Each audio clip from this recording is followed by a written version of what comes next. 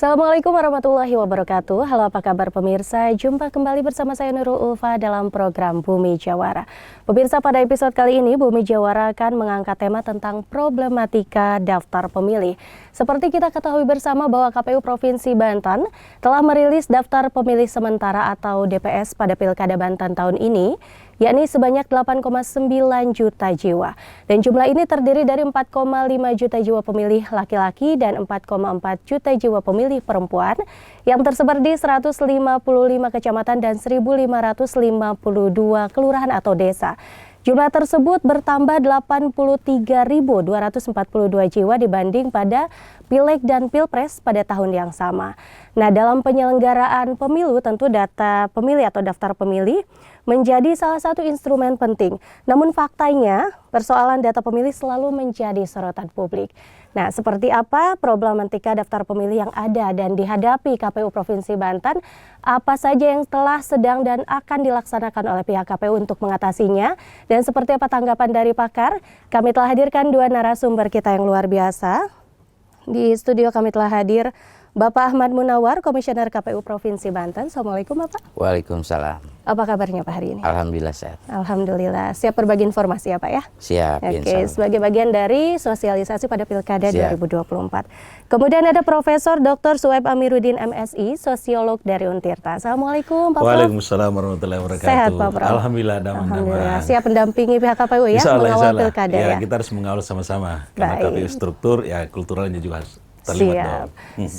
Sudah ada dua narasumber yang luar biasa. Langsung saja saya ingin ke Pak Ahmad Munawar dulu nih Pak. Bapak kan di Divisi Data dan Informasi ya. Mungkin bisa dijelaskan singkat saja apa sih tupoksinya itu Pak? Kalau di Divisi Data dan Informasi untuk KPU Provinsi Banten, bagaimana kita mengelola proses pemutahiran daftar pemilih, mulai dari awal penyiapan data sampai kemudian ditetapkannya menjadi DPS. Oke, jadi pengolahan data mulai dari sumbernya sampai penetapan ke DPS dan mungkin nanti ke DPT begitu ya Pak ya? Itu ada di divisi Pak Ahmad Munawar ini. Oke, saya ke Pak Prof. Pak Prof, ini ini tahun yang seksi kita bicara betul. Politik ya Pak ya. Oke, kalau kita lihat nih musim pilkada sebentar lagi, ini sekarang sudah September, sebentar lagi tidak sampai 2 bulan ya begitu ya, kita akan melaksanakan yang namanya pilkada serentak di Provinsi Banten. Seperti apa sih Pak Prof melihat iklim politik di Banten saat ini? Ya, sebenarnya sih iklimnya kelihatannya mempengaruhi cuaca ya. Kan sekarang lagi panas, ya panas juga kayaknya pilkada ini. Makin panas ya. Ya, tapi saya kira ada 3 hal yang perlu dipersiapkan ya dalam menghadapi pilkada ini. Yang pertama ya tadi itu yang seperti disampaikan oleh Dinda Munawar berkaitan dengan instrumen yang paling penting itu kan DPT-nya. Kita nggak bisa hadir di di pilkada atau di TPS kalau kita nggak ada undangan ya kan gitu ya. Lalu yang kedua tentunya kita berharap supaya masyarakat yang yang sudah terdaftar itu harus betul-betul mengetahui bahwa dirinya sudah terdaftar dan harus menggunakan hak pilih itu, karena bagaimanapun juga KPU atau penyelenggara sudah didaftarkan dirinya lah begitu ya gitu. Lalu yang ketiga, kita juga berharap supaya semua calon yang terdaftar dalam peserta pilkada ini ya juga harus menjaga kondisi yang baik. Ya, kalau perlu juga para tim sukses juga mengingatkan ya para masyarakat yang sudah terdaftar untuk datang di TPS. Ya, persoalannya apakah akan dipilih calonnya atau tidak, tapi yang jelasnya bahwa semua elemen harus terlibat untuk mengajak. Ya, misalnya saya calon kepala daerah yang saya ajak cuma yang akan memilih saya kan juga tidak partisipatif. Jadi sebenarnya harus semua berpartisipasi gitu. Jadi melibatkan seluruh kalangan ya, seluruh lapisan masyarakat. Oke. Tidak hanya penyelenggara saja tetapi masyarakat juga pada umumnya, karena masyarakat nanti yang akan memilih gitu ya. Betul. Oke, kalau kita bicara DPS sudah belum ditetapkan ya, baru sementara ya daftar pemilihnya. Itu seperti apa sih Pak Ahmad? Saya memanggil Pak Ahmad apa Pak Munawar nih? Biasa dipanggil Munawar. Pak Munawar, oke. Ya Pak Munawar, mungkin bisa dijelaskan proses dari pengolahan data itu menjadi sekarang DPS, nanti mungkin akan ditetapkan DPT pada tanggal berapa Pak?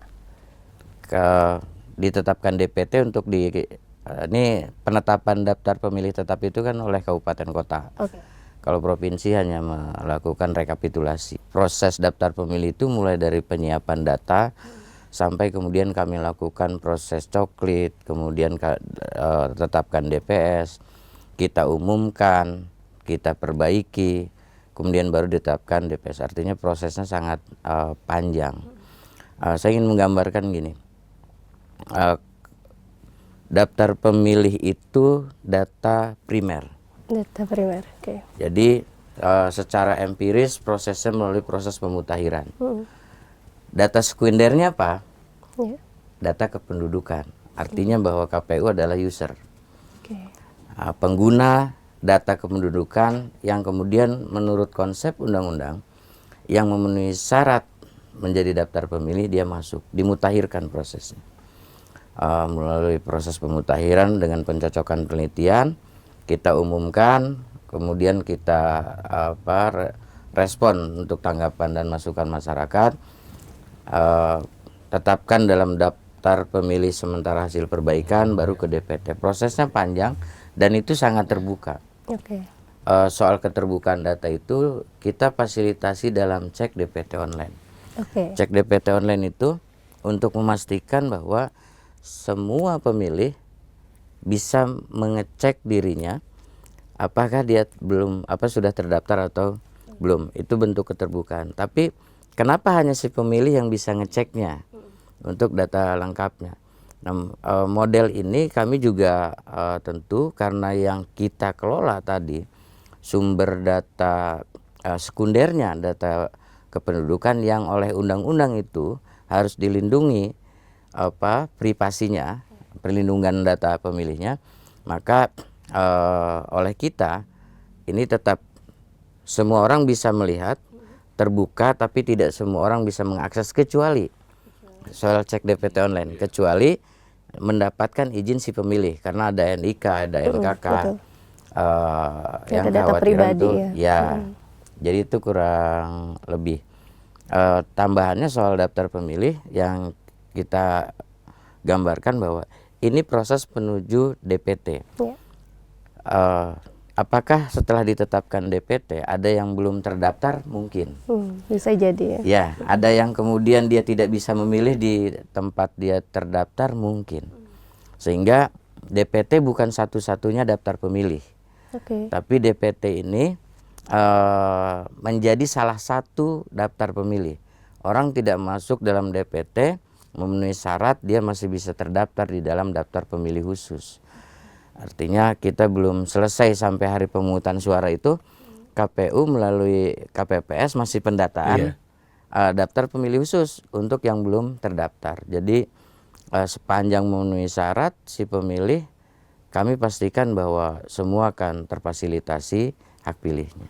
Oke, jadi kalaupun belum terdata di DPT online itu masih bisa mengajukan untuk masuk daftar pemilih atau nanti tunggu di daftar pemilih khusus itu. Jadi pemilih ini kan harus ada kepastian. Ya. Karena dia berimplikasi kepada pertama untuk menyiapkan logistiknya. Logistik, betul. Gitu. Kemudian menyiapkan perangkat KPPS-nya. Betul. Sekarang ini lagi rekrutmen KPPS. Kalau ini tidak ada kepastian, maka bagaimana, apa dasar rujukan untuk kita menyiapkan logistik pemilu? Saya ingin menggambarkan gini, kalau pemilu adalah sarana kedaulatan, maka melalui proses pemilu ada ini jembatan antara bagaimana dia menunjuk pemimpin. Saya menggambarkan begitu. Jadi kalau ini pemilih, siapa yang akan dipilihnya, kemudian ada peserta pemilu. Nah, bagaimana cara memilih? Secara teknis difasilitasi melalui surat suara. Oke. Nah, sehingga secara konstitusional, secara teknis mereka menuangkan di situ, kemudian dihitung dan mandataris, kemudian siapa yang dipilihnya dari peserta pemilu itu, yang itu kemudian jadi. Bayangkan kalau nggak ada logistiknya. Nah, logistik itu acuannya adalah daftar pemilih salah satunya. Betul. Berapa surat suara, kemudian berapa TPS. Nah, itu kan dari sana. Nanti alat kelengkapannya TPS berapa. Ini juga dari berapa TPS-nya, berapa jumlahnya, misalkan surat suaranya berapa. Nah itu artinya bahwa dipastikan dulu DPT untuk menyiapkan perangkat-perangkat media secara teknis untuk pemilu diselenggarakan. Kemudian apakah tadi kami sampaikan apakah selesai? Oh enggak. Nanti bagi yang belum terdaftar bisa kami fasilitasi di daftar pemilih khusus. Jadi kalau masih belum masuk DPT online juga, DPT juga begitu, nanti baru menggunakan daftar pemilih khusus. Oke pemirsa, semakin menarik perbincangan kita, jangan beranjak dulu, Bumi Jawara masih akan kembali usai jeda berikut.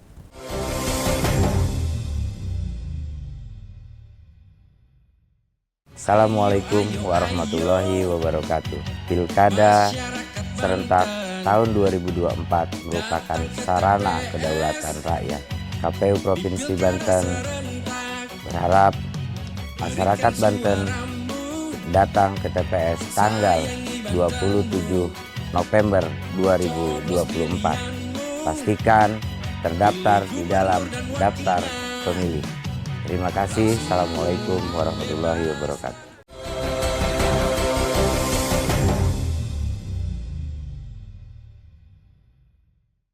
Pemirsa, Anda kembali bersama kami dalam Bumi Jawara dan masih bersama dua narasumber kita yang luar biasa membahas mengenai problematika pemilih, daftar pemilih di Provinsi Banten.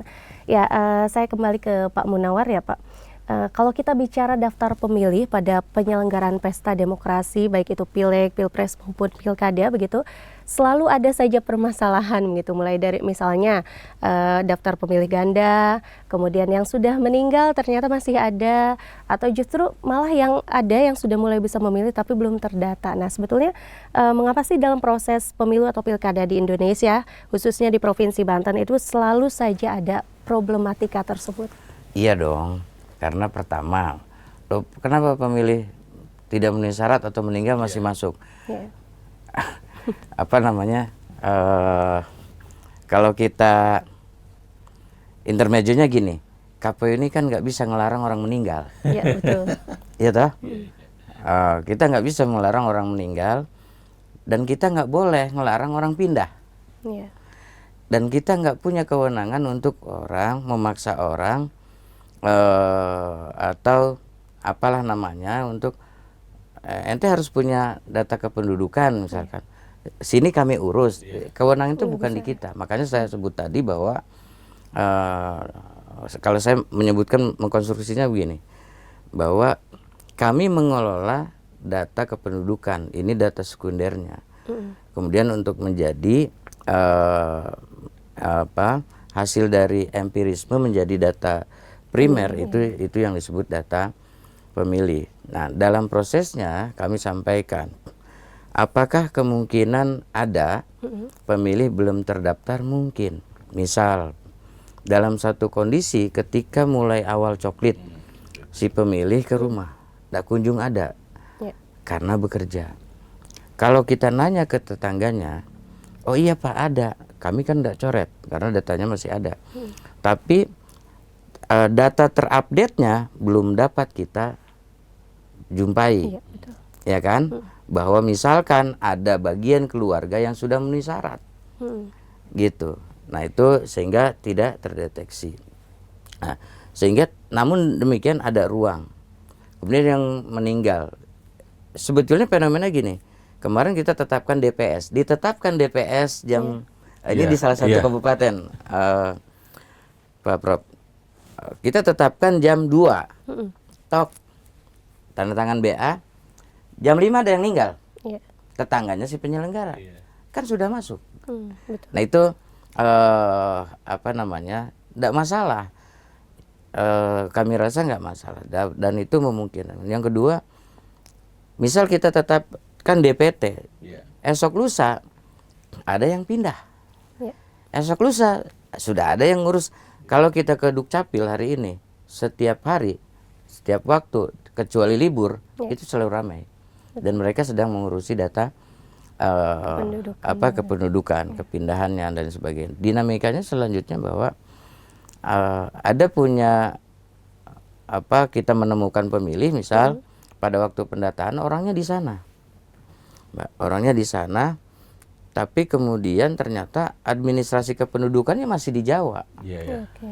Nah, konsep Belum pemutahiran ngurus data ya. pemilih kita menggunakan konsep de jure. Hmm. De jure itu berdasarkan data kependudukan yang si pemilih miliki, Oke. gitu. Namun Asek Lusa dia belum terdaftar, dia ngurus data kependudukannya. Ini yang kami sebut ada potensi DPK, ya. DPK-nya, ya. Atau kemudian yang belum masuk, dia punya KTP, dia punya IKD. Ya. Besok lusa datang ke TPS, apakah bisa milih? Bisa. Jadi untuk yang bisa memilih di tanggal 27 November mendatang itu tidak yang terbatas apakah dia masuk dalam, intinya dia masuk dalam daftar pemilih, dia dapat pemberitahuan atau tidak. Oke. Ada pemberitahuan atau tinggal tanggal 27, semua masyarakat datang ke PTPS. Ya. Nanti yang sudah terdaftar kan nanti akan kita tempel. Dia cek, oh saya sudah terdaftar, nanti kan masuk antrian. Oh saya belum terdaftar, oleh petugas akan dimasukkan dulu Ke DPK dalam itu daftar ya? pemilih. Oh, daftar pemilih. Gitu. Nah, ada pemilih yang kemudian tidak memenuhi syarat. Ya. Nah, itu akan kita tandai Hmm. sebelumnya. Nanti pemberitahuannya tidak akan kita berikan. Oke. Nah, ini KPU tidak tunggal secara sendiri. KPPS di bawah pada saat pelaksanaan ada pengawas TPS, Oke, gitu. ada Jadi pengawas. tinggal kita pantau sama-sama saja. Kalau kemudian ada kekhawatiran ini dimanfaatkan dan lain seterusnya, begitu. Oke, jadi itu sudah ranahnya pengawas begitu ya Pak ya. Kalau untuk antisipasi penyalahgunaan gitu ketika di TPS. Kita juga punya kewenangan. Nanti kita dari tandai, tadi. ya, kita tandai yang tidak memenuhi syarat atau ada yang mungkin sudah memenuhi syarat, dia punya administrasi kependudukan, nanti kita akan daftarkan. Oke, siap. Ya ke Pak Prof. Prof, tanggapannya bagaimana nih? Masih selalu ada saja begitu problematika tentang daftar pemilih setiap penyelenggaraan pesta demokrasi begitu. Iya, betul. Memang sih setiap kompetisi pemilu di Indonesia itu selalu dimasalahkan DPT, ya. Karena kalau kita lihat secara struktur ini kan udah berjalan sebenarnya ya, sudah berjalan. Memang kalau kita bicara integrasi data, Capil sudah berjalan dan itu juga sinkron dengan KPU, ya. Dan KPU juga punya data dan disinkronkan juga dengan Capil. Artinya secara struktur itu berjalan. Memang yang kita tidak bisa salahkan itu ya seperti disampaikan tadi Dinda Munawar adalah mobilitas penduduk, ya. Ya biasanya sudah terdaftar di daerah A, pindah ke daerah B, ya. Nah ini yang terjadi selisih paham lagi ya. Makanya saya setuju kalau data itu misalnya ketika pemilu sekarang yang pilkada dilakukan sekarang di Banten misalnya, dan ada penduduk yang berpindah pada hari H itu harus dicatat dengan baik, ya dicatat dengan baik karena supaya ada revisi yang akan datang, ya kalau misalnya tidak dilakukan revisi, ya misalnya data yang sudah pindah itu harus dicatat dengan baik dan juga perlu digarisbawahi dan saya kira struktur berjalan dengan baik juga ketika ada penduduk yang pindah itu harusnya segera dibuat semacam data baru ya, supaya nanti ketika kita butuh data itu muncul dengan sendirinya bahwa ini sudah pindah. Ya ini jadi masalah kemarin Coklit juga saya dapat kabar di beberapa yang Coklit itu kadang datang di rumah itu tetangganya malah nggak tahu bahwa ada orang yang tinggal di sebelah. Ya ini kan sebenarnya tinggal bagaimana RT juga harus terlibat dengan baik ya. Kalau bisa RT itu melaporkan dengan seksama kepada pihak Capil ataupun misalnya langsung ke KPU lah mungkin ya, ke depan ada regulasi barangkali lah RT bisa menyampaikan data ke pihak KPU misalnya gitu ya. Nah lalu yang kedua kalau kita berkaitan dengan secara kultur ya, kalau kultur itu kan sederhananya adalah bagaimana masyarakat melibatkan diri, ya melibatkan diri dalam hal mencatatkan dirinya sebagai peserta di DPT gitu. Jangan sampai dia merasa tidak didaftarkan, dia cuma diam gitu ya. Tidak berusaha. Nah ya gitu harusnya nih perlu semacam gerakan-gerakan dari masyarakat untuk lebih mendorong bahwa setiap kompetisi pemilu maupun pilkada juga harus lebih agresif juga menyampaikan misalnya dia sekarang udah enak ya.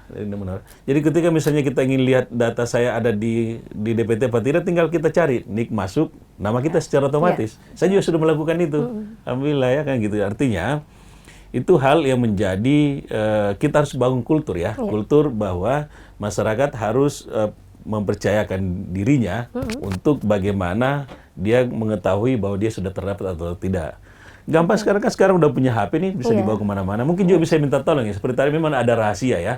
Tapi kan dalam satu rumah kan bisa aja. Saya bisa ngecek orang di rumah kan gitu ya, siapa yang sudah terdaftar. Kan bagaimanapun kalau rahasia nomor NIK itu kan dalam rumah tangga itu kan nggak ada rahasia karena kan kita pegang datanya kan gitu ya, nomornya apa segala gitu. Nah itu saya kira memang struktur udah berjalan dengan baik. Memang yang perlu harus digarisbawahi adalah mobilitas penduduk tadi itu. Ya kalau misalnya tadi orang mengatakan ada orang meninggal itu kan memang sudah ya memang harus dihilangkan. Tinggal kan kita lihat di TPS nanti kan ada KPPS-nya, ada mungkin juga pengawas pemilu, ada pengawas pilkada nanti akan melihat, oh ini nggak ada orangnya nih. Nah itu harusnya memang sudah menjadi data yang harus dicoret pada saat itu dan menjadi laporan untuk data berikutnya. Jangan sampai kita sudah coret, muncul lagi data 5 tahun yang akan datang dengan yang sama. Ini yang jadi problem kita sebenarnya gitu ya. Sehingga orang mengatakan bahwa data yang lalu jumlahnya sekian kok masih sama gitu. Karena memang tidak ada validasi yang harus dikurangi kalau sudah berkurang gitu. Jadi kuncinya harus di-upgrade terus datanya supaya setiap penyelenggaraan pesta demokrasi, pemilu, baik pileg, pilpres maupun pilkada begitu, tidak lagi menggunakan data-data yang lama 5 tahun yang lalu, gitu. Perbincangan kita semakin menarik, pemirsa jangan beranjak dulu. Bumi Jawara segera kembali usai jeda berikut.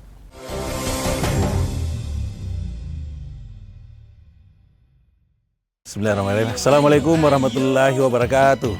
Kepada semua masyarakat Provinsi Banten, bahwa demokrasi atau pemilihan kepala daerah tahun 2024 merupakan salah satu pesta demokrasi yang akan dilakukan di tingkat daerah, maka kita harus mendukung secara bersama-sama.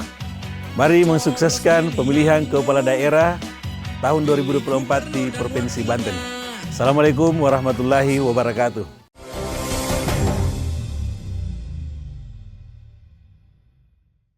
Pemirsa, kembali lagi dalam Bumi Jawara dan masih membahas tentang problematika daftar pemilih pada Pilkada Banten tahun 2024. Ya, saya kembali ke Pak Munawar, Pak. Untuk mengantisipasi semakin panjangnya atau munculnya kembali problematika tentang daftar pemilih ini, sebetulnya apa sih Pak langkah-langkah yang telah, sedang, dan akan dilakukan oleh KPU agar penyelenggaraan Pilkada ini tidak terganggu gitu atau terusik dengan problematika tersebut? Jadi langkah antisipasinya dari kata orang masih ada pemilih meninggal, ganda dan sebagainya. Secara normatif bahwa itu kami lakukan hasil data yang kemudian disiapkan, diberikan oleh pemerintah, kita padankan dengan daftar pemilih yang pemilu kemarin. Nah, kita lakukan coklit. Nah, mungkin tadi soal perspektif coklit, tadi yang disampaikan soal perspektif coklit, misal, oh saya ada yang nggak ke coklit, saya nggak didatangi Pantari. Karena kalau coklit beda dengan verifikasi faktual dukungan calon perseorangan atau keanggotaan partai. Harus jumpa dengan yang bersangkutan nama itu. Tapi kalau coklit diharuskan jumpa, tapi kalau tidak jumpa bisa dengan salah satu keluarga. Jadi tidak mesti bertemu. Nanti keluarga itu yang kemudian mengkonfirmasi terhadap ada berapa pemilih di sana, data ini valid atau tidak, begitu. Atau dimungkinkan memang si Pantari misalkan ke sana pas lagi tidak ada. Nah, sehingga tidak dianggap kemudian tidak terbenar. Itu prosesnya. Bagaimana kemudian agar data ini akurat, mutakhir, komprehensif, sehingga respons akuntabilitas daripada data ini bisa dipertanggungjawabkan. KPU tetapkan itu DPS hasilnya. DPS kita publikasi. Publikasi itu untuk apa? Untuk menerima masukan dan tanggapan. Itu secara normatif. Nah, agar kemudian mengantisipasi ada yang tidak ganda, TMS tidak lagi masuk dalam daftar pemilih, kemudian pemilih khawatir ada yang belum masuk atau namanya mungkin itu belum sesuai, NIK-nya belum sesuai, NKK-nya belum sesuai. Nah, kita umumkan itu. Setelah diumumkan kita perbaiki. Selain kemudian langkah normatif, karena kalau kami menunggu secara normatif hanya menunggu, belum tentu ada masukan. Betul. Faktanya minus, kita mendapatkan masukan. Walaupun Banten 5 besar yang lapor pemilih lewat si online, kami cek 50%-nya memang sudah ada, 50%-nya belum masuk dan kita sudah masukkan. Responnya agak lumayan. Di antara provinsi lain, kita masuk di kategori 5% untuk yang lapor pemilih. Respon terhadap daftar pemilih. Nah, selanjutnya apa? Kalau kita menunggu tadi tanggapan, masukan, kita koordinasi juga dengan teman-teman pengawas, kami lakukan assessment data, analisis terhadap data secara internal oleh kita, padu-padankan data ganda masih ada nggak, cek apakah ada lapor pemilih meninggal atau yang belum masuk. Nah, inilah yang kemudian kerjasama kata Pak Prof tadi bahwa ini kita integrasikan dengan pemerintah, tapi satu pintu, KPU RI dengan Mendagri.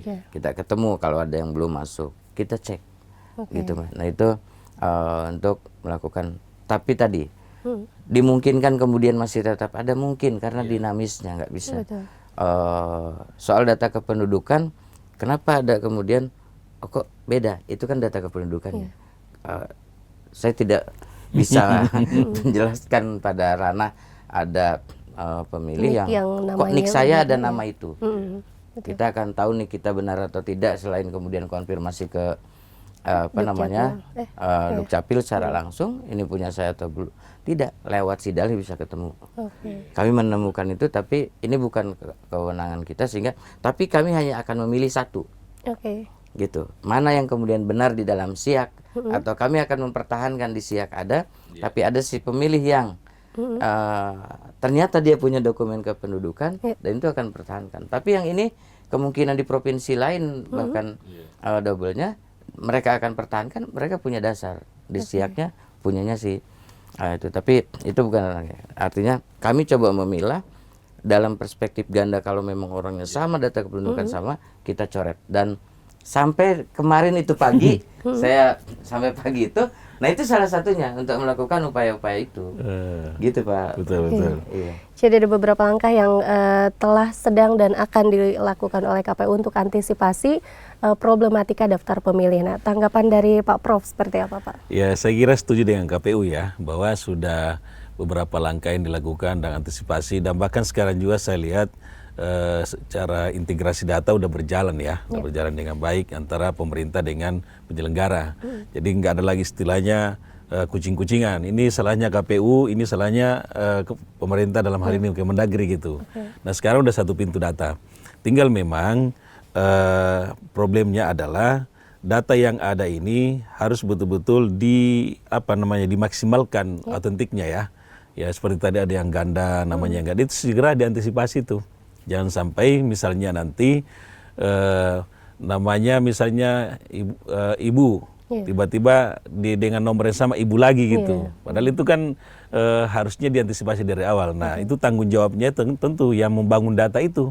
Ya, misalnya data itu kan pemerintah yang membangun, ya. Data itu pemerintah yang bangun, maka kalau misalnya ada yang ditemukan pada sesi ini, ya segera disampaikan. Dan saya kira memang tadi tuh yang KPU sudah memberikan semacam bukan cuma keringanan, tapi kelonggaran-kelonggaran, ya, kelonggaran-kelonggaran bagaimana caranya supaya kita berpartisipasi semuanya. Ya, misalnya KPU sudah membuka ruang seluas-luasnya di publikasi namanya, ya. Kan publikasi itu bukan cuma sekedar kita pampang, ya, tapi bagaimana kita membaca data itu, apakah saya ada, dan bahkan juga di tingkat kelurahan sudah ada data itu. bahkan juga di musola, bahkan di musola sudah ada data pemilih di ya, saya berkunjung kemarin di Sulawesi Selatan dan mungkin juga di Banten sudah ada itu ya. Di musola itu ada data yang akan memilih di seputaran wilayah TPS itu, ya sekitarnya, ya. TPS itu gitu. Jadi artinya jauh hari sudah ada. Jadi kalau misalnya masih ada kekisruhan yang terjadi besok, ini mungkin tidak terlalu besar seperti kekisruhan sebelum-sebelumnya. Ya, mungkin ketika kita lihat data ini, siapa yang tidak masuk kan datanglah di TPS itu seperti disampaikan tadi itu. Bagaimana solusinya supaya bisa ikut memilih. Nah, entry point lagi berkaitan dengan integrasi data ini, dinamisasi penduduk itu memang agak susah kita bendung, ya. Tapi kita juga tidak bisa menyalahkan masyarakat yang melakukan mobilitas. Ya tinggal barangkali kalau terjadi mobilitas penduduk, pihak dari pemerintah yang dalam hal ini Capil segera melaporkan bahwa ini data ini pindah. Sehingga ketahuan juga jangan sampai, mungkin kalau dia pindah di internal provinsi masih bisa memilih gubernur barangkali ya, tapi kalau misalnya kabupaten nggak bisa memilih bupati pada akhirnya kan gitu. Nah ini harus memang betul-betul ke depan dirapihkan semua data-data gitu. Kalau misalnya data kita rapi, pelaporannya juga segera dengan baik, kemudian juga diantisipasi oleh KPU bagaimana kelonggaran-kelonggaran yang harus dilakukan, yang penting datang. Dan kita nggak usah terlalu mencurigai juga kan sekarang ada pengawas TPS, ya sudah ada juga penyelenggara di TPS gitu. Ya tinggal kita melihat secara transparan aja nanti pada saat tanggal 27 November itu. Oke, yang pasti yang sudah terdaftar di DPT begitu, DPS ya untuk sementara karena belum disahkan. Jangan lupa untuk datang ke TPS pada 27 November 2024 dan pasti kalau belum masuk daftar pemilih juga bisa menghubungi perangkat desa atau PPS, nanti bisa lapor PPS, bisa lapor PPK atau nanti langsung ke KPPS. Jadi nanti tidak kita usah input di dalam daftar pemilih khusus. Tidak usah khawatir kehilangan hak pilih begitu ya Pak ya. Karena semua terutama masyarakat Banten bisa menggunakan hak suara pada 27 November mendatang. Pemirsa, kami segera kembali usai jeda berikut, tetap bersama kami dalam Bumi Jawara.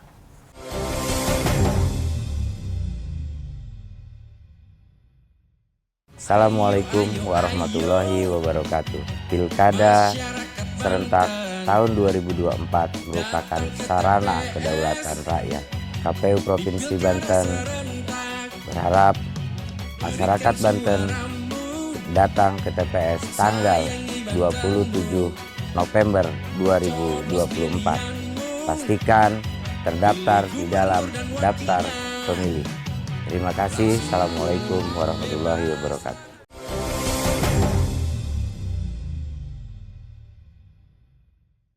Pemirsa, kembali lagi dalam Bumi Jawara dan masih membahas mengenai problematika daftar pemilih pada Pilkada 2024 bersama narasumber kita Bapak Ahmad Munawar dari KPU Provinsi Banten dan juga Profesor Dr. Suhaib Amiruddin MSI dari Untirta. Saya kembali lagi ke Pak Munawar, Pak. Kalau ada yang tadi itu yang nicknya double nama begitu ya, bahkan sampai beda daerah di luar Banten begitu, itu masih bisa masuk daftar pemilih khusus itu Pak? Walaupun nicknya kalau didata lagi kan tetap namanya double begitu. Kami nih tentu harus hati-hati, harus teliti. Itu yang kemudian bagaimana kita menegaskan ke kabupaten kota, yang kemudian bagaimana mereka menginput data ini. Nah, kita harus selektif juga terhadap misal ada hasil kemudian asesmen data yang kemudian kita lakukan ditemukan itu ganda. Nah, tapi kayaknya udah tahu nih kayak ngurus-ngurus data ganda ini. Nah, jadi kalau ini ganda kita pastikan ini si pemilih dia satu. Kalau si pemilih ini satu, kita akan coret salah satu. Di mana konsep pemutakhiran adalah yang pendataan pemilih adalah data yang mutakhir, artinya dia terbaru yang kemudian dimiliki oleh data kependuduk yang dimiliki oleh si pemilih. Data terbaru di mana kita punya diberikan akses walaupun terbatas, hanya memantau kepentingannya untuk mengolah data. Data ini terbaru atau tidak? Di mana terbarunya? Kita bisa cek siap. Atau kerjasama dengan Mendagri, ini di mana data terbarunya, walaupun kemudian ini satu pintu. Itu yang kita pertahankan. Namun ketika memang orangnya menjadi berbeda, gitu. Ini pegang data kependudukannya, yang Satunya pegang pegang data kependudukannya. Ingat, di SIAK itu ternyata cuma satu. Oh, di SIAK juga. Kami semua terhadap data ganda itu SIAK itu cuma satu. Tapi dua-duanya kemudian pegang datanya. Karena beda orang kan, berarti Iya. akan kita pertahankan. Kita tidak bisa nyebut ini ganda karena kita lihat dari nik, ternyata nik ini yang satu nama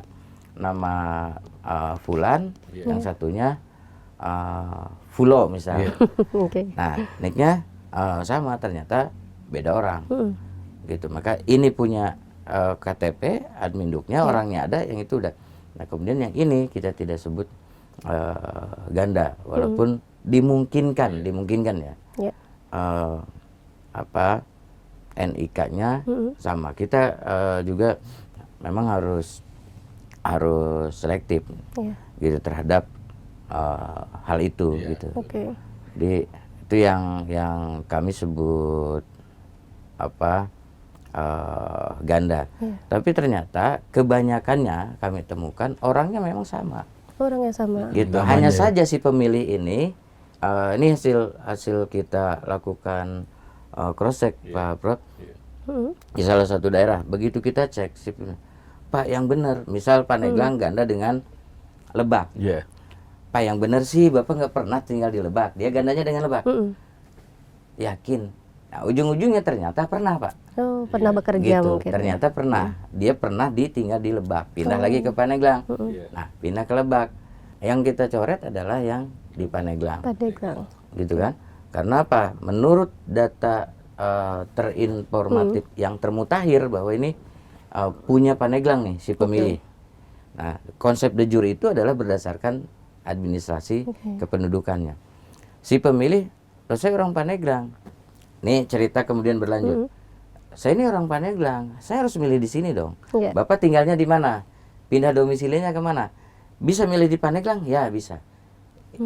Terdatanya sesuai dengan de jure-nya, maka di mana dia milih, ya dimanapun bisa, asal jangan di luar provinsi. Karena pilkada itu kan khusus untuk pemilih lokal dalam satu daerah provinsi itu. Jadi nanti akan dapat surat suara dalam, yang penting masih dalam satu wilayah administrasi pilkada di dalam satu daerah itu dia milih. Oh saya udah Pandeglang, oh milih di Pandeglang, oke. Proses pindah memilihnya. Sehingga ada kategori pemilih tambahan. Apa itu pemilih tambahan? Pemilih yang pindah memilih. Nah, salah satunya kayak kasus si Fulan tadi, bahwa dia ternyata udah di Pandeglang. Apakah akan mendapat 2 surat suara? Kalau pindahnya karena pindah domisili, dia akan tetap mendapat 2 surat suara. Gubernur dan bupati. Dasarnya apa? KTP yang ternyata dia sudah pindah setelah ditetapkan DPT. Nah, itu kami rasa soal nik double, nik ganda. Kalau cerita secara lebih banyak nanti waktunya nggak cukup. Siap. Nah, intinya bahwa belum tentu ganda itu ganda, dan bisa jadi bahwa ganda itu memang ganda, tapi kasusnya tadi memang si pemilih berpindah-pindah. Misal kita menemukan Lebak dengan DKI, ternyata ada orang Lebak pernah bekerja di DKI, membuat KTP DKI, dia pindah lagi ke Lebak. Oleh teman-teman Lebak dimasukkan menjadi pemilih, padahal ini warga DKI, kan nggak boleh. KTP-nya warga DKI, walaupun kalau ingin menjadi pemilih Lebak, urus dulu data kependudukannya. Ya, baru kemudian bisa disebut memenuhi syarat secara prosedural gitu loh. Jadi bukan kita, jadi wujudnya iya, gitu. Saya di Serang wujudnya, tapi secara legal formalnya, de jure-nya saya masih orang Pandeglang. Di mana saya terdaftar? Pandeglang dong. Pandeglang. Gitu, secara hukumnya kan di sana. Nah, itulah konsep de jure yang kita maksud. Pak Prof, tanggapannya seperti apa melihat polemik seperti itu? Ya, sebenarnya sih memang salah satu hal yang membuat daftar pemilih kita ini kadang disebut ada masalah karena tempat tinggal itu, ya.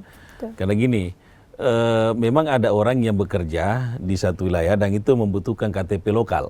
Nah, itu juga menjadi problem pada masa itu, ya. Ya, tapi sekarang ini kita lihat misalnya pemerintah sudah mulai memperbaiki data berkaitan dengan di mana dia menetap. Dan bahkan juga dulu ada namanya surat pindah, ya, surat pindah sementara, menetap sementara gitu. Itu kan sebenarnya bikin kacau juga data-data kependudukan kita, ya, terutama untuk pilkada, ya. Kalau mengenai masalah untuk dia diayomi di wilayah itu kan ya masuklah, ya, sebagai penghuni sementara. Tapi kalau kita ingin masuk dalam database untuk duduk sebagai DPT, itu memang harus betul-betul dibaca dengan baik. Dan saya kira KPU sudah, ya, seperti disampaikan tadi Ibu Nawar, misalnya ada satu KTP nomor tapi dua orang yang berbeda. Atau misalnya ada dua nomor orang yang berbeda, atau orang yang sama, dua nomor orang yang sama. Nah, tinggal kita hati-hati di situ memang, ya, sangat hati-hati karena jangan sampai ini akan menjadi polemik yang panjang. Apalagi pilkada ini kan tingkat lokal. Jangan-jangan dia ingin memenangkan satu orang di satu wilayah tertentu. Contoh misalnya, ya, saya ambilkan contoh aja. Misalnya dia merasa orang Lebak, tapi dia ingin memenangkan calon kepala daerah di Kabupaten Pandeglang. Akhirnya dia berlomba-lomba mobilisasi pindah misalnya. Nah, ini yang kita khawatirkan, kan gitu. Nah, dengan coklit itu sebenarnya salah satu strategi kalau menurut saya yang sangat bagus, ya, dilakukan oleh pihak penyelenggara hari ini karena saya mendapati curhatnya yang coklit itu di KPU. Dia bilang saya sudah 3 kali datang, Pak, di lokasi itu tapi nggak ada orangnya. Saya datang lagi ke 4 kalinya. Ya, artinya memang ini serius, serius karena kalau misalnya tidak serius maka ini akan berkepanjangan gitu, kepanjangan gitu. Dan itu sudah menjadi tradisi di penyelenggara kita hari ini. Coklit itu salah satu, kalau saya menyebutnya adalah obat yang paling ampuh, ya, untuk mendudukan DPT ini gitu. Betul, jadi biar update juga. Terus tapi kalau nggak ada problematika seperti ini kurang greget kali, ya, Pak, ya? Iya, makanya problematika itu kan sebenarnya penting, ya, penting. Tapi memang problematika itu kan sebenarnya dalam teori sosiologi itu ada dinamisasi. Ada dinamisasi, ada mobilitas. Nah, bagaimana caranya mengurangi itu? Ya, kan cuma kita mengurangi karena kan untuk menghapus situasi ini kan susah. Seperti tadi KPU mobilitas penduduk terjadi, dinamisasi orang yang mau bekerja, itu kan susah kita. Sudah hukum alam, ya. Sudah hukum, makanya ya dikurangi aja barangkali, ya. Kalau untuk menghapus agak sulit dan itu kita hapus problematika ini. Tinggal gitu, bagaimana kita berupaya supaya para pemilih, para pemilih tetap menggunakan hak suaranya, begitu. Pemirsa, jangan beranjak dulu. Bumi Jawara segera kembali usai jeda berikut, tetap bersama kami.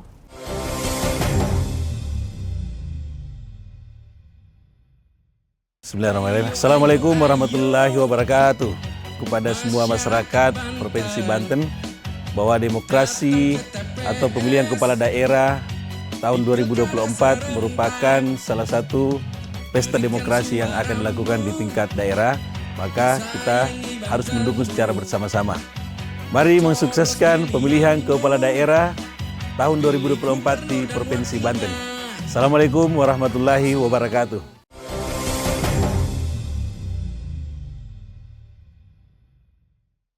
Pemirsa, terima kasih Anda masih bersama kami dalam Bumi Jawara dan kita masih melanjutkan tema kita tentang problematika daftar pemilih bersama kedua narasumber kita yang luar biasa.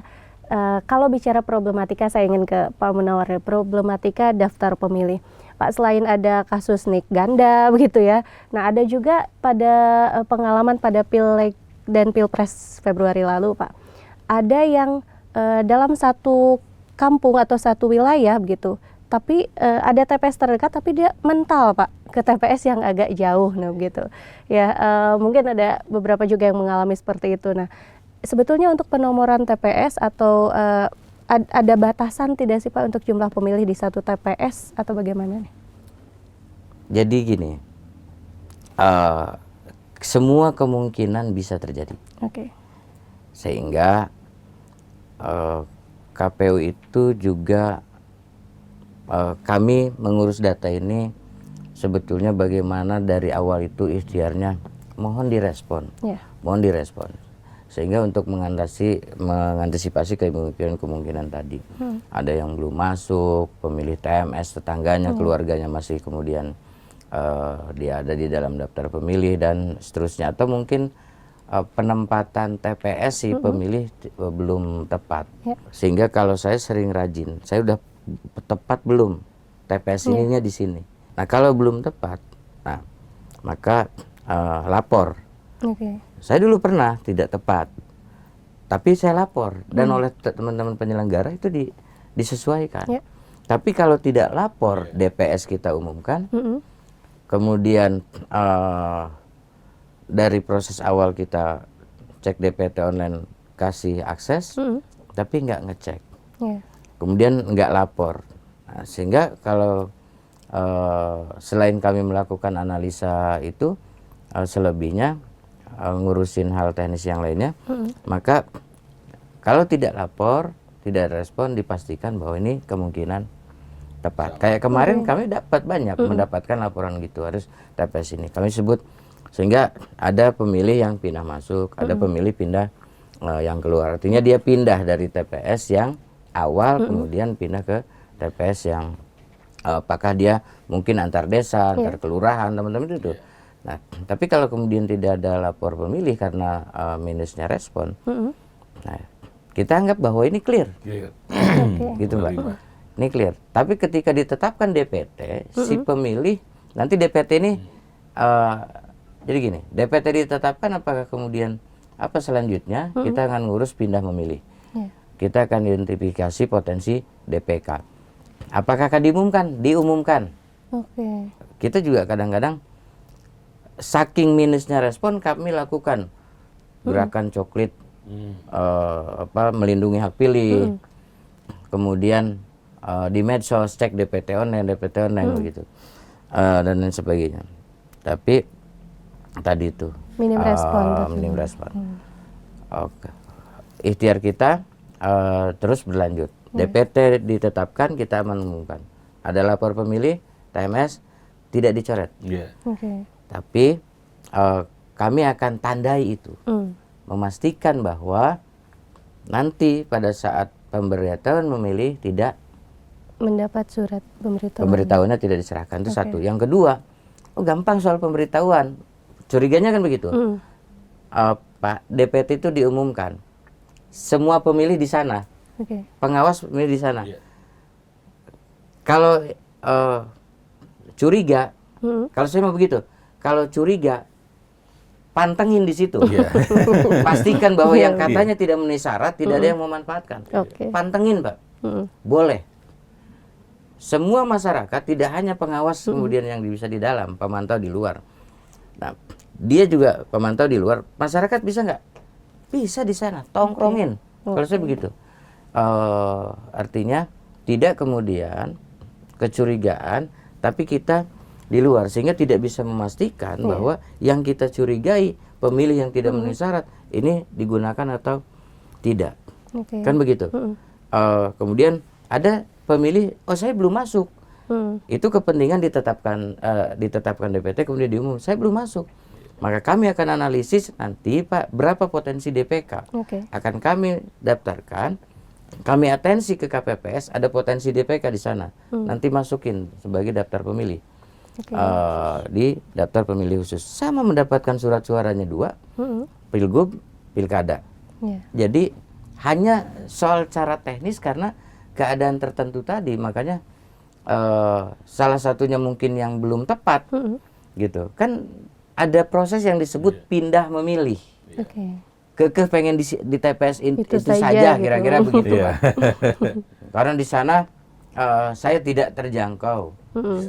Beda kampung, saya sudah di sini. Ada kategori pindah domisili, soal urusan kerja atau faktor-faktor lain yang mempengaruhi bahwa si pemilih dimungkinkan pindah memilih. Jadi nggak mesti risau bahwa tadi itu kemungkinan itu pasti ada. Respon kita, kalau respon kita di akhir nggak mesti ngambek. Pengen milihnya di mana? Kira-kira begitu. Sudah, kami akan proses. Gitu. entah mungkin faktornya pindah domisili atau awalnya memang belum tepat, bisa jadi kan justru terdaftarnya di desa sebelah gitu, kira-kira gitu. Jadi Walaupun jadi itu, tetap ada ini ya, ada ya, kami ada antisipasinya begitu. Ya, tapi kami sudah analisa berdasarkan administrasi kependudukan, karena nggak boleh menggabungkan pemilih antar desa. Nah itu kalau itu kami rasa sudah tidak ada gitu. Ya. Itu. Oke, mungkin tanggapannya Prof. Singkat saja. Ya, saya kira kalau kita bicara problematika ini ya, memang yang perlu diantisipasi itu ada 2 poin ya. Yang pertama, kita harus memastikan bahwa warga itu punya kewajiban atau punya hak lah ya untuk dia memilih. Itu harus dipastikan betul. Karena walaupun DPT ini terdaftar, tapi misalnya taruhlah dia pindah lokasi. Nah, ini tadi disampaikan oleh dari Dinda Munawar bahwa kalau pindah lokasi tetap akan diakomodir menjadi daftar pemilih khusus kan gitu. Itu salah satu saya kira juga sangat menarik. Lalu yang kedua, ini yang perlu diantisipasi kalau misalnya penduduk kita itu terlalu jauh dari lokasinya ya. Itu jauh lokasi karena misalnya kita lihat 5 km dari rumahnya, 5 km itu membutuhkan misalnya BBM berapa yang harus dia keluarkan transportasi kan gitu ya. Nah, ini sangat penting juga antisipasi, khawatir DPT-nya sudah terdaftar, sudah bagus administrasinya, namun penempatannya yang kurang maksimal, tidak sesuai. Nah, tadi sudah disampaikan dari KPU bahwa kalau misalnya ini perlu juga diantisipasi dengan daftar pemilih khusus. Tapi lagi-lagi kita sih berharap partisipasi masyarakat juga ya, karena bagaimanapun secara sosiologis bahwa hubungan antara masyarakat dengan penyelenggara kan harus berdampingan, harus berjalan dengan baik. Karena kalau semuanya di penyelenggara, khawatir ini tidak maksimal. Maka masyarakat juga harus mengingatkan bahwa, oh saya tidak mau memilih di sana karena lokasinya jauh. Nah, ini memang kan sudah ada dibuka ruang seluas-luasnya kan gitu.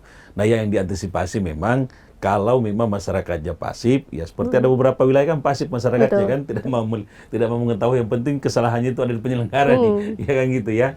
Nah, ini yang harus diberikan edukasi lagi berikutnya ya. Ya memang penyelenggara itu saya kira sering melakukan sosialisasi ke masyarakat ya dalam proses pilkada ini.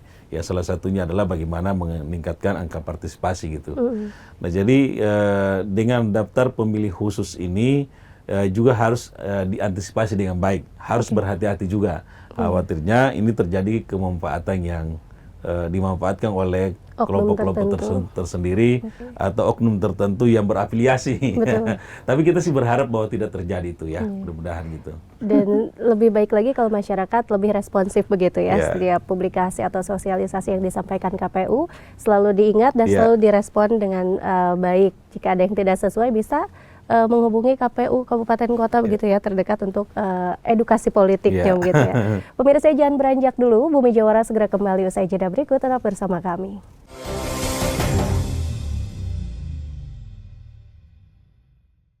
Assalamualaikum warahmatullahi wabarakatuh. Pilkada serentak tahun 2024 merupakan sarana kedaulatan rakyat. KPU Provinsi Banten berharap masyarakat Banten datang ke TPS tanggal 27 November 2024. Pastikan terdaftar di dalam daftar pemilih. Terima kasih. Assalamualaikum warahmatullahi wabarakatuh.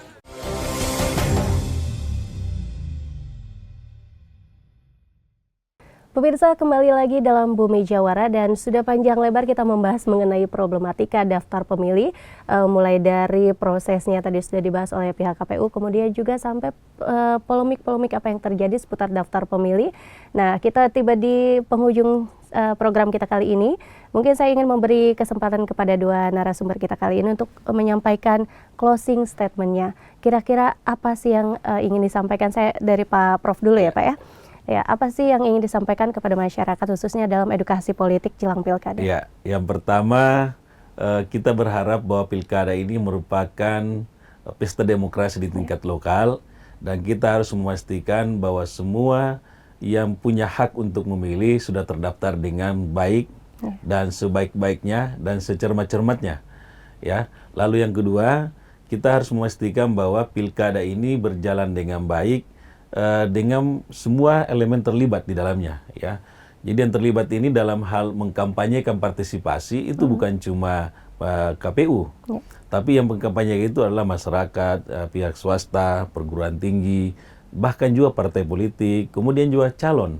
Ya, jadi harus terlibat bersama-sama bagaimana mendorong partisipasi ini. Kalau kita bicara bahwa saya akan mengajak itu karena ingin menang, nah itu kan saya kira sampai di situlah pilkada kita ya. Artinya terbatas dengan politik praktis. Tapi kita berharap bahwa pilkada ini adalah melibatkan semua masyarakat. Betul. Ya, apalagi yang sudah terdaftar. Lalu yang ketiga, kita berharap ke depan ini pada saat tanggal 27 November pilkada kita ya, daftar pemilih khusus itu harus betul-betul dikawal dengan baik. Apakah ini memastikan bahwa sudah sesuai dengan koridornya, apakah sudah sesuai dengan tata caranya, ya karena bagaimanapun penyelenggara ini pasti ada celah-celahnya, ya celahnya makanya kenapa ada penyelenggara dan ada pengawas kan gitu ya, dan melibatkan masyarakat. Ya mungkin kalau kita ada di sekitar TPS, anggaplah pada tanggal 27 November itu merupakan pesta rakyat. Jadi kita harus datang berbondong-bondong mantangin itu melihat secara langsung sampai selesai prosesnya gitu. Sehingga kualitas kita ini dan penyelenggara sudah bekerja keras berkaitan dengan menyusun daftar pemilih tetap kita ini menjadi satu instrumen yang mensukseskan pilkada kita. Itu harus betul-betul dikawal dan berjalan dengan baik gitu. Jadi melibatkan semua kalangan begitu ya dalam mengawal agar pesta demokrasi rakyat khususnya Pilkada Banten 2024 ini berjalan sesuai yang diharapkan. Oke, saya ke Pak Munawar, silakan Pak closing statement-nya. Terima kasih. Jadi saya ingin menyampaikan di akhir bahwa setelah daftar pemilih tetap ditetapkan, bahwa daftar pemilih tetap bukan satu-satunya daftar pemilih. Akan tetapi ada daftar pemilih tambahan, ada daftar pemilih khusus.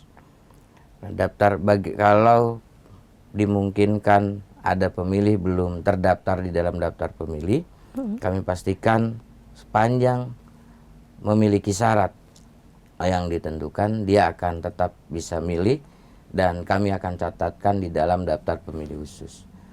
Bagi pemilih mungkin yang sudah terdaftar dalam daftar pemilih tetap karena sesuatu hal sudah pindah atau kemudian urusan pekerjaan, apakah dia juga akan tetap bisa memilih? Kami pastikan tetap bisa memilih dalam wilayah administrasi pemilihan kepala daerah di dalam satu provinsi Banten. Dengan kami menyebut ada kategori pindah memilih. Jadi bisa memilih di mana saja dengan menggunakan mekanisme atau kita catatkan dalam daftar pemilih pindahan.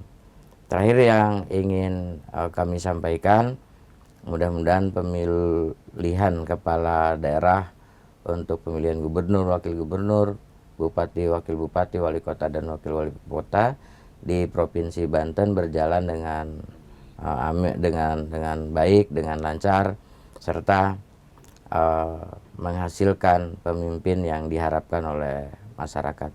Kawal bersama-sama prosesnya, mari kemudian kita jaga kondisivitas dalam proses kontestasi pemilihan kepala daerah.